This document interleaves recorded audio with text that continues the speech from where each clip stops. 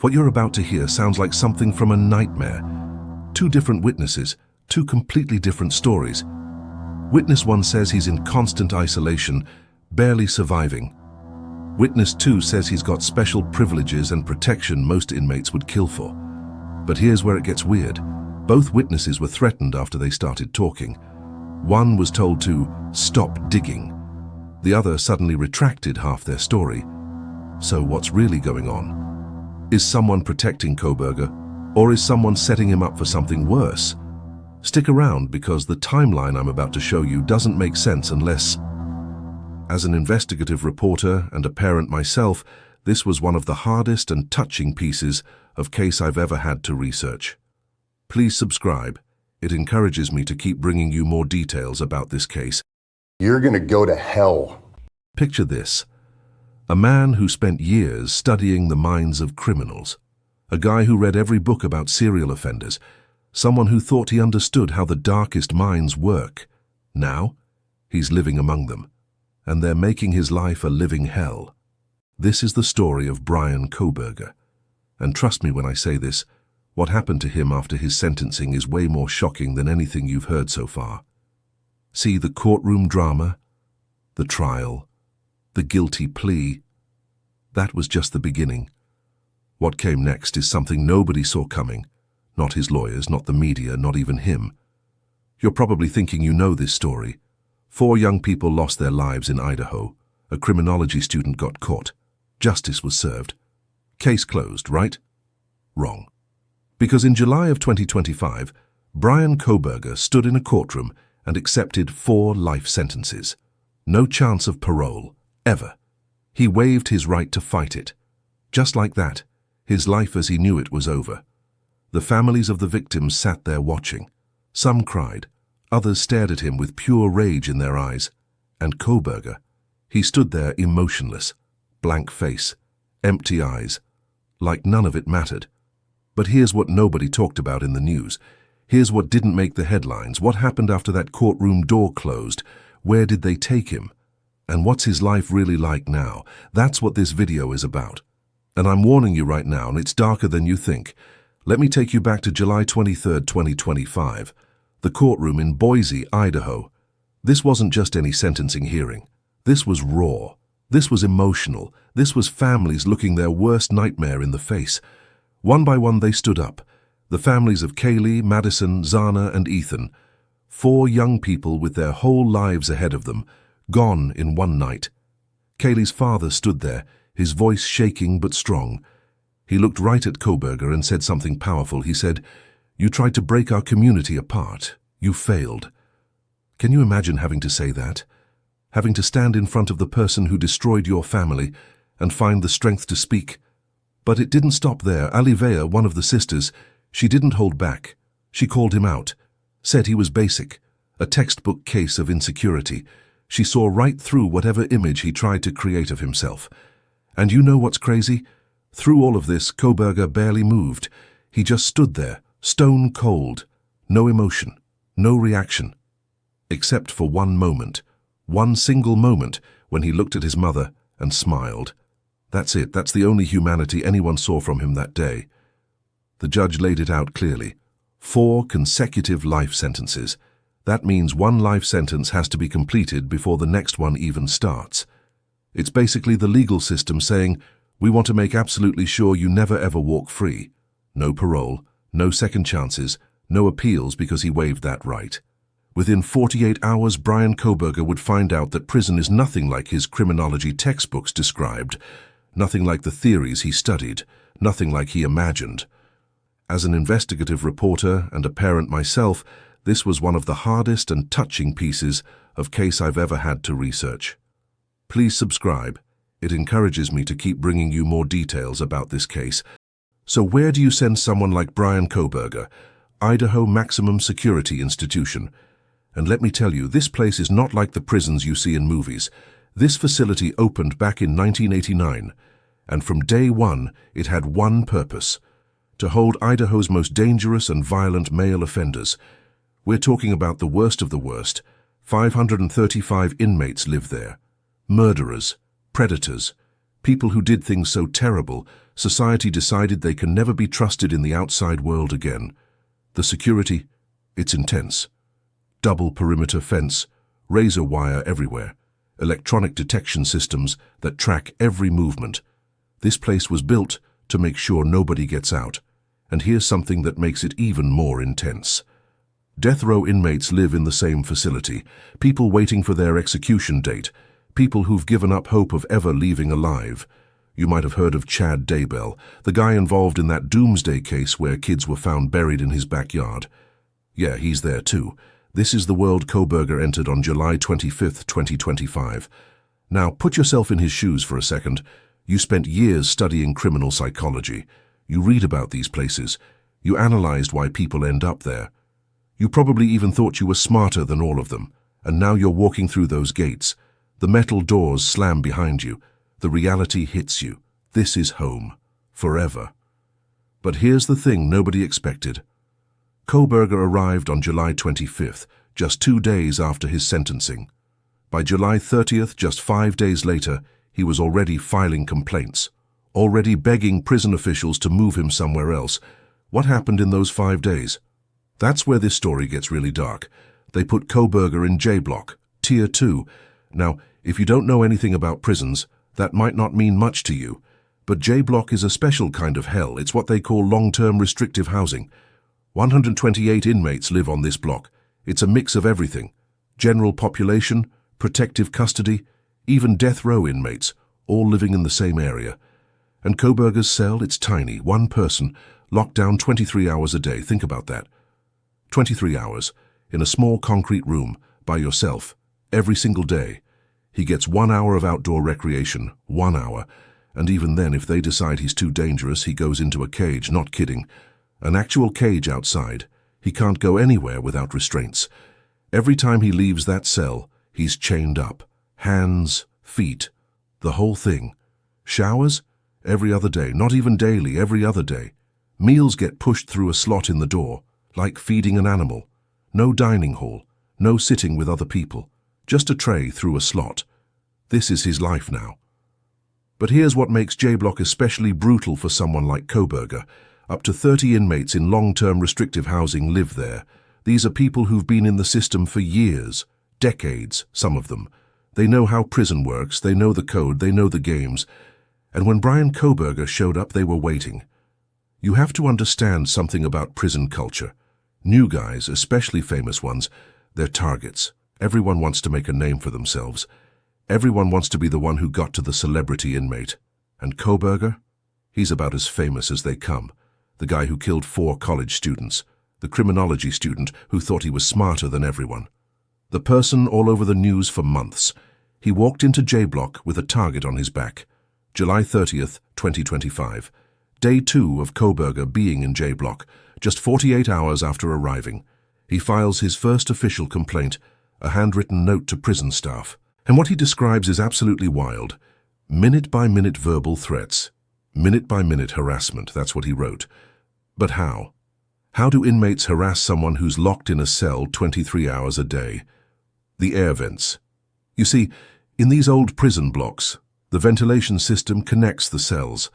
Air flows through, sound travels, and inmates figured this out a long time ago. They started shouting through the vents, around the clock, day and night, keeping Kohberger awake, keeping him on edge. Can you imagine that? You're trying to sleep, maybe trying to read, trying to think, and suddenly voices start coming through the walls, threatening you, mocking you, never stopping. One report mentioned an inmate yelled something at him while he's talking to his mom. Someone shouts an insult at him. And Kohberger? He turned around and yelled back, "Big mistake, huge mistake." See? There's this unwritten code in prison. You never snitch, you never complain to the guards. You either fight back yourself or you stay quiet and take it. Kohberger broke that code immediately. A former prison pastor named Keith Rovere talked about this. He said something really interesting. He said, Kohberger's lucky it's only verbal abuse right now, but what's going to make it worse for him is that he's complaining. Think about that. By trying to get help, he's making his situation worse, because now the other inmates know he's weak. They know he'll run to the guards. They know he can't handle it. And in prison, that's blood in the water, August 4th, 2025. Another complaint. This one worse than the first. Kohberger files paperwork saying the harassment escalated. Now we have to be careful here because YouTube has rules, but let's just say the threats became way more explicit, way more disturbing. Inmates were describing things they wanted to do to him, things I can't say on this platform. One inmate, nicknamed Peru, was apparently leading a lot of these verbal attacks. Guards confirmed they heard vulgar language, but couldn't identify exactly who was saying what. And then things got physical. Sort of. Cell flooding started happening. You know what that is? Inmates clog their toilets on purpose. Water floods everywhere. It's disgusting. It's unsanitary. And it makes life miserable for everyone on the block. Was it targeted at Kohberger? Prison officials couldn't say for sure, but the timing was suspicious. There were also mentions of striking incidents. Now that could mean a few things. Could mean work stoppages, could mean something else. The reports weren't clear. But here's what we do know. The criminology PhD student who spent years studying serial offenders, he's now being psychologically torn apart by career criminals. A former FBI agent named Jennifer Coffindaffer explained it perfectly. She said these inmates are trying to make a name for themselves. Kohberger is a trophy. Getting to him? That's bragging rights. Think about it from their perspective. These are people who've been locked up for years, maybe decades. Their lives are basically over. What do they have to lose? But if they can say they're the one who broke Bryan Kohberger? If they can say they're the reason the famous killer had a mental breakdown? That's status. That's respect in a twisted way. And Kohberger? He's playing right into their hands. Let's talk about who Bryan Kohberger really is. Before he got to maximum security, he spent time in county jail. And other inmates from that time period? They had stories.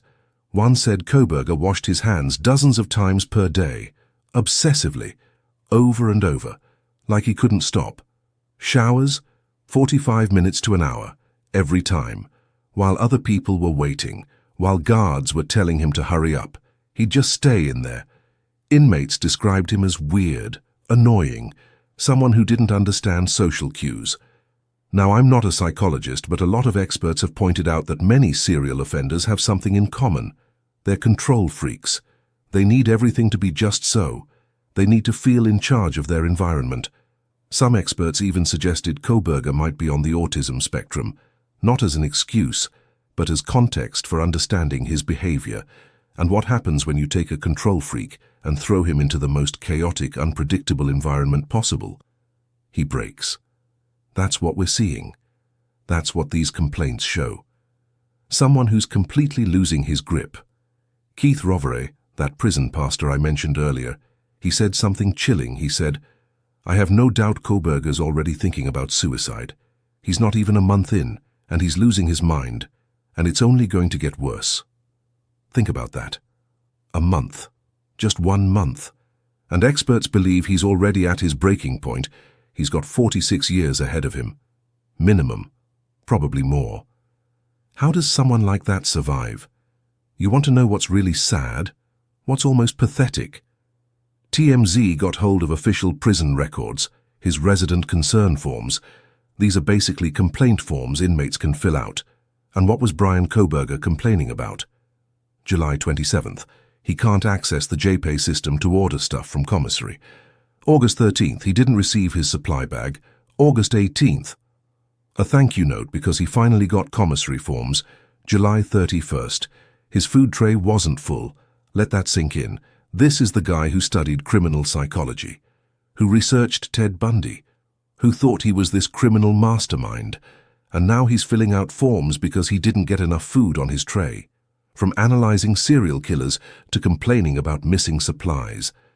Let me break down what his daily life actually looks like, because this is his reality for the rest of his existence.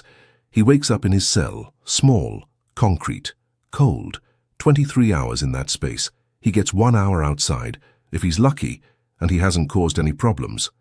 If they think he's dangerous, he goes in a cage instead. Shower every other day, not daily, every other day. Meals come through a slot in the door.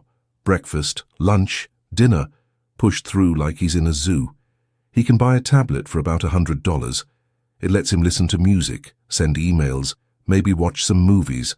That's his entertainment. He can get a TV, basic cable. That's it. Religious services if he wants them. The J-Pay system for ordering basic supplies, soap, toothpaste, snacks, whatever the prison allows. This is it. This is his entire world, forever. No job, no purpose, no future, just existing. Day after day, year after year. But Kohberger, he's not accepting this reality. He wrote a handwritten request to the deputy warden, asked for a meeting, said he wanted to be transferred. Where did he want to go? B block. He heard it was quieter there. In his letter, he tried to explain himself. Said he wasn't part of the flooding, wasn't part of the striking. Claimed he was being subjected to continuous threats and he just wanted peace. Can you imagine writing that letter? Can you imagine the desperation and the prison's response? J-block is generally a fairly calm and quieter tier. Give it some time. That's it. That's what they told him. Translation: no, we're not moving you. Deal with it. And think about what that means. He asked for help. He explained his situation. He tried to get transferred and they said no. He's stuck in J-block with the inmates who've been harassing him, with the flooding, with the threats. Forever. No escape. No transfer. No relief. This is his life now, and there's nothing he can do about it. Let's step back for a minute. Let's remember who this guy was before prison. Bryan Kohberger was a criminology PhD student. He was studying criminal minds, reading everything about serial offenders, researching famous cases. He was especially interested in Ted Bundy, read multiple books about him, studied his methods, his psychology, how he got caught. And here's something creepy. Before those murders happened, Kohberger searched online for University of Idaho murders. Before they happened. Let that sink in. He also sent some weird texts to a classmate named Holly, asking about hiking trips. But the way he wrote, super formal, super awkward, like he was trying way too hard to sound normal. And the morning after the murders, he took a selfie in the bathroom, gave a thumbs up. Steve Goncalves, Kaylee's father, he talked about this. He said Kohberger knew nobody called 911 right away. He checked. That was his trophy, knowing he got away with it, even just for a little while. This was someone who thought he was smarter than everyone else, thought he could study criminals and somehow be better at it than they were.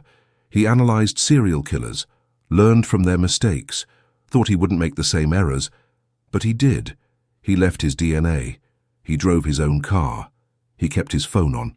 And now prison is teaching him something his textbooks never could. Being smart doesn't matter in prison. Education doesn't matter. Understanding criminal psychology doesn't matter. In there, you're just another inmate, just another number, just another person who destroyed lives and has to pay for it. But you know what? While Kohberger's dealing with complaints about commissary and transfer requests, 4 families are dealing with something way worse. Kaylee Goncalves, 21 years old, Madison Mogan, 21 years old, Zana Kernodle, 20 years old, Ethan Chapin, 20 years old. 4 young people, full of life, full of dreams, gone. Dylan Mortensen, the surviving roommate, she said something powerful during the sentencing. She said, "He took their lives, but he took so much more. My safety, my identity, my future. I was barely 19.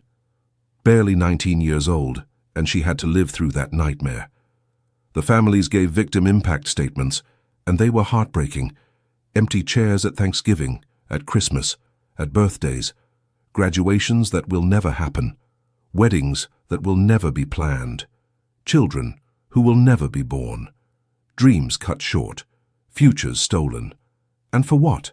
So one guy could feel powerful, so one guy could live out some twisted fantasy. While Kohberger writes complaint forms about his food tray, these families are visiting graves. They're looking at photos of kids who should still be here. They're trying to figure out how to keep living when part of their world is gone forever. That's the real tragedy here. That's what gets lost sometimes in all the prison drama and